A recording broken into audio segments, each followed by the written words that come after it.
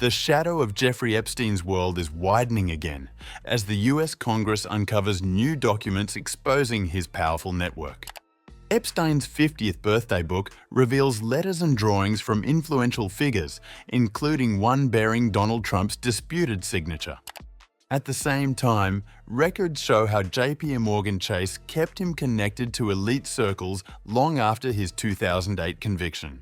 This is VERTEX, and we explore the secrets, the power, and the questions that refuse to fade.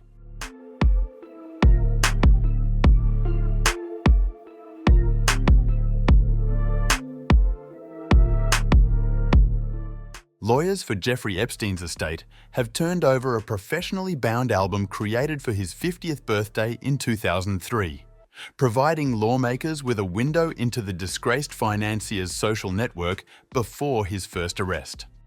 The House Oversight Committee confirmed it has obtained the so-called birthday book, which includes letters, drawings, and notes from Epstein's associates. Among them is a page bearing Donald Trump's name and signature, something the former president has repeatedly denied existed. The letter in question features typewritten text surrounded by the outline of a naked woman, ending with the phrase, "Happy birthday, and may every day be another wonderful secret." Trump's first name appears scrawled below the waist of the figure. Representative Robert Garcia of California, the committee's ranking Democrat, said the discovery showed Trump was lying about the note and was doing everything he could to obscure the truth. Garcia called on the White House to release the remaining files related to Epstein. President Trump called the Epstein investigation a hoax and claimed that his birthday note didn't exist. Now we know that Donald Trump was lying and is doing everything he can to cover up the truth. Enough of the games and lies. Release the full files now. The documents also contain a letter from Joel Paschkow, a Florida businessman and longtime member of Mar-a-Lago. His contribution mocked up a check for $2,500 alongside a crude joke about a woman who socialized with both Epstein and Trump in the 1990s. The woman's name was redacted before release. Her attorney said she has no connection to Paschkow and described the letter as a deeply disturbing hoax. Other contributors to the book included Bill Clinton and financier Leon Black, who, like Trump, appeared under the Friends section of the table of contents. Many entries were light-hearted birthday wishes, but several contained sexual references and suggestive material.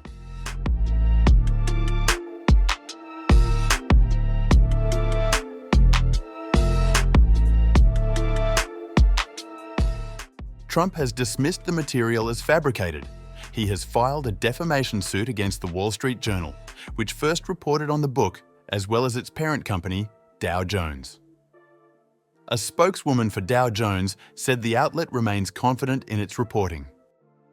Caroline Leavitt, the White House press secretary, stated in a tweet on X that Trump did not sign the drawing or the letter, and that his legal team would continue pursuing its defamation case against the Journal.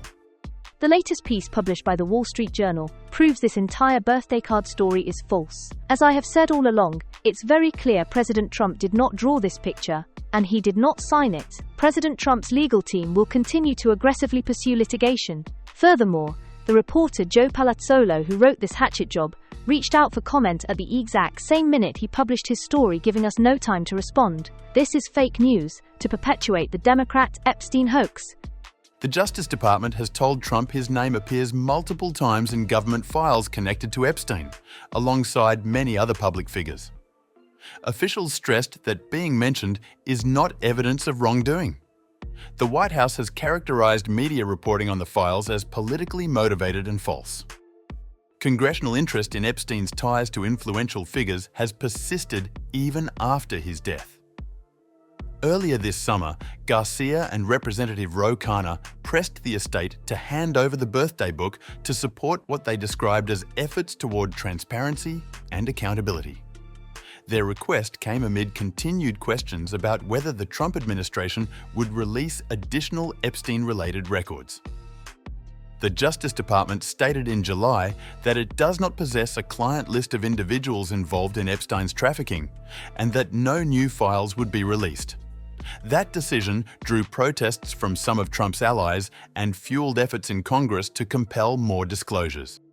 The Oversight Committee's review ensures that the contents of Epstein's birthday album, once seen only by his inner circle, are now part of a public reckoning over who remained close to him, even as questions about his conduct circulated.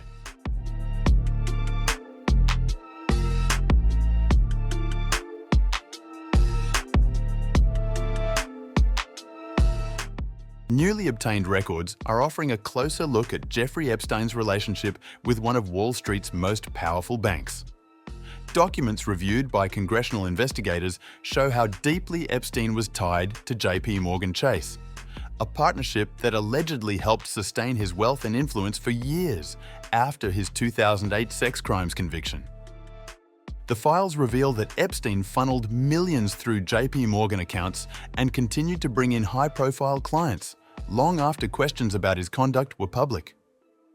Senior bank executives debated his value privately, weighing reputational risks against the business he generated. Internal emails from 2011 show some executives expressing discomfort, while others defended the relationship, noting Epstein's ability to attract wealthy clients to the firm's private banking unit. The bank ultimately maintained ties with him until 2013, when it severed the relationship under pressure from mounting scrutiny. The revelations are part of a broader House Oversight Committee review into Epstein's network and the institutions that enabled him.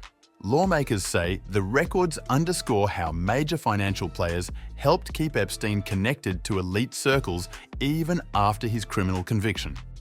A JPMorgan spokesperson has said the bank regrets its association with Epstein, adding that it has since strengthened compliance practices and settled civil claims related to the matter.